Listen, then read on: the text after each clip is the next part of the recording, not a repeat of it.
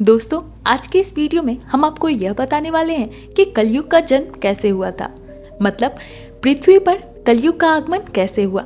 अगर आप हमारे चैनल पर नए हैं तो प्लीज जाके चैनल को सब्सक्राइब कर लीजिए, क्योंकि हम आपके लिए हर रोज ऐसी ही वीडियो लाया करते हैं। तो चलिए शुरू करते हैं। आप सभी लोगों को पता होगा कि हमारे पुराणों में 4 युगों का वर्णन मिलता है: सतयुग, त्रेता युग, द्वापर युग और कलयुग। कलयुग को एक श्राप कहा जाता है। पर क्या आपको पता है कि इस पृथ्वी पर कलयुग कैसे आया और कैसे हुई थी पृथ्वी पर कलयुग की शुरुआत?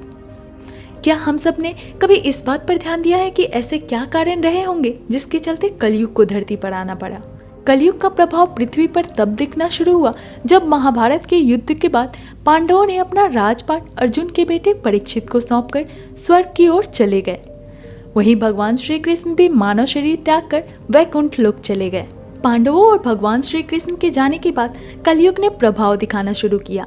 कलयुग की शुरुआत एक पौराणिक कथा से जुड़ी हुई है, जिसके अनुसार एक बार राजा परीक्षित भ्रमण पर निकले थे। रास्ते में उन्होंने देखा कि कली एक बैल को मार रहा है। कली के युग को ही कलयुग कहते हैं। उस बैल का एक टांग ही था। यह बैल धर्म था। यह देखकर राजा परीक्षित को काफी क्रोध आया और वह कली को मारने दौड़े।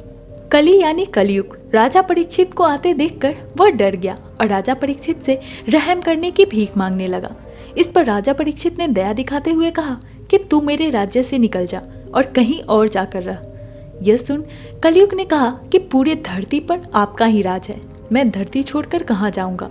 इस बात पर राजा परीक्षित ने दया दिखाते हुए कहा कि जहाँ अधर्म, चोरी, झूठ हो वहां पर चले जाओ और वहां जाकर रहो। लेकिन इन सब स्थानों से कलयुग को संतुष्टि नहीं हुई और एक बेहतर जगह मांगने लगा। इस पर राजा परीक्षित ने कलयुग को सोने में रहने के लिए कह दिया। यह सुनकर कलयुग काफी खुश हो गया और मान गया। कलयुग ने मौका देखकर राजा के सोने के मुकुट में प्रवेश कर लिया। इससे राजा परीक्षित की मानसिक क्षमता खराब हो गई।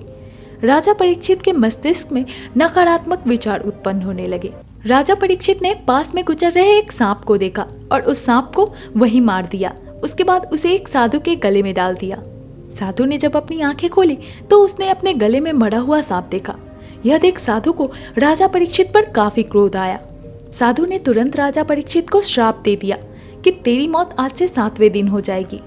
जब राजा परीक्षित वापस राजमहल पहुंचे और माथे से उन्होंने सोने का मुकुट उतारा, तब सोने का मुकुट उतारते ही उन्हें अपनी गलती का एहसास हुआ।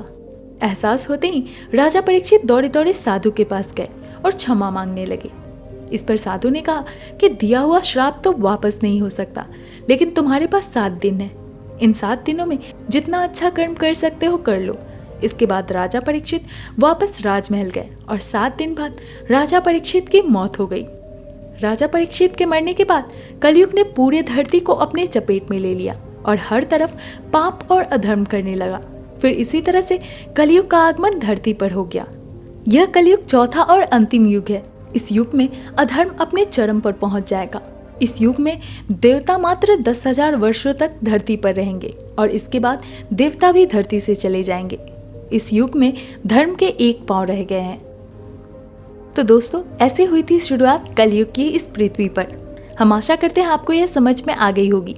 अगर आपको यह वीडियो अच्छी लगी हो तो प्लीज़ इस वीडियो को लाइक करें और हमारे चैनल को सब्सक्राइब करें। धन्यवाद।